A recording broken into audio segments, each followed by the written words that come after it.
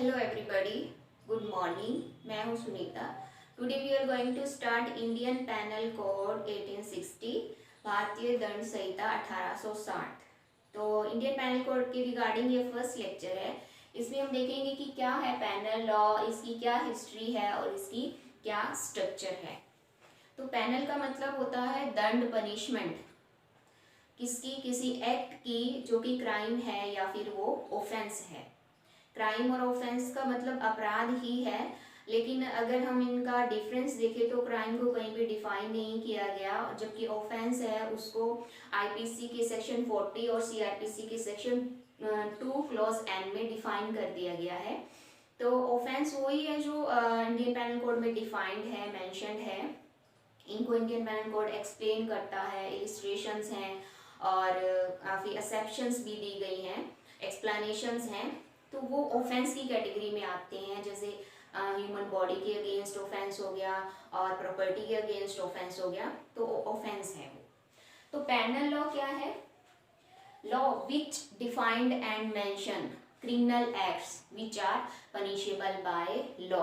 Panel law define करता है, mention करता है उन सभी क्रिमिनल एक्ट्स को जो कि लॉ के अकॉर्डिंग पनिशेबल है, जिनके बारे में पनिशमेंट प्रोवाइड की गई है लॉ में। इंडियन पैनल कोड अपने आप में एक कंप्लीट कोड है।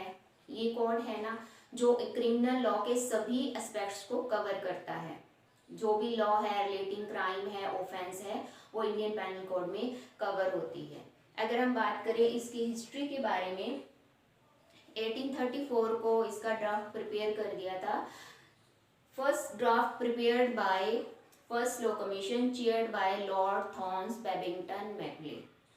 इनको जो इंडियन पैनल कोड का जनक, फाउंडर भी बोला गया है, और इन्होंने with the help of the 3 members Millett, Anderson, Macleod, इनकी हेल्प से इंडियन पैनल कोड का ड्राफ्ट प्रिपेयर किया था। ड्राफ्ट प्रिपेयर करने के बाद 1835 को इसकी रिपोर्ट को सबमिट कर दिया था गवर्नर जनरल इन काउंसिल में।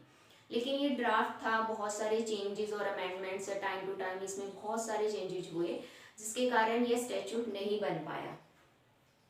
इंडियन पैनल कोड का ड्राफ्ट बेस्ड था इंग्लैंड की लॉ पे, और इसमें एलिमेंट्स लिए गए थे नेपोलियनिक कोड और लुसियाना सिविल कोड 1825 से।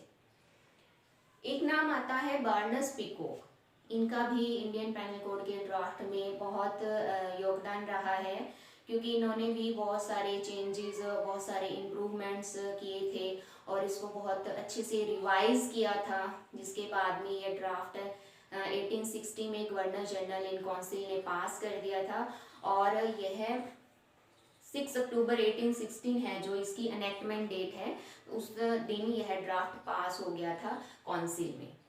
उसके बाद डेट है एनफोर्समेंट की 6 जनवरी 1816 तो ये इन्फोर्स हो गया था all of the India, all of the British presidencies पे। लेकिन ये जो ड्राफ्ट है प्रिंसली स्टेट्स हैं, बॉम्बे, कलकत्ता और मद्रास, इंडियन पैनल कोड वहाँ पे अप्लाई नहीं हुआ। 1940 के बाद वहाँ पे यह कोड अप्लाई हुआ, क्योंकि वहाँ पे क्या था, उनका अपनी ही कोड थी, लीगल सिस्टम था, तो इसलिए वहाँ पे ये कोड अप्लाई नहीं हुआ। साइटेशन के बारे में बात करें तो एक्ट नंबर 45 और 8060 है। एक्ट नंबर 45 ही सीरियल नंबर होता है, और इंडियन पैनल कोड एक सब्सटेंटिव लॉ है जो क्रिएट और एस्टैब्लिश करती है राइट, ड्यूटीज एंड लायबिलिटीज को, और जो प्रोसीजर लॉ होती है वो हमें बताती है कि हम किसी राइट को कैसे क्लेम कर सकते हैं। अगर किसी रॉन्ग डूअर ने हमारा किसी राइट हर्ट कर दिया है, हार्म कर दिया है, तो हम कैसे उसको क्लेम करेंगे, तो इसके बारे में क्रिमिनल प्रोसीजर कोड बताता है। इंडियन पैनल कोड में 511 सेक्शन है और चैप्टर 23 है। इसका टेरिटोरियल एक्सटेंशन के बारे में बात करें तो इंडिया है, अभी हॉल ऑफ द इंडिया है इंडियन पैनल कोड।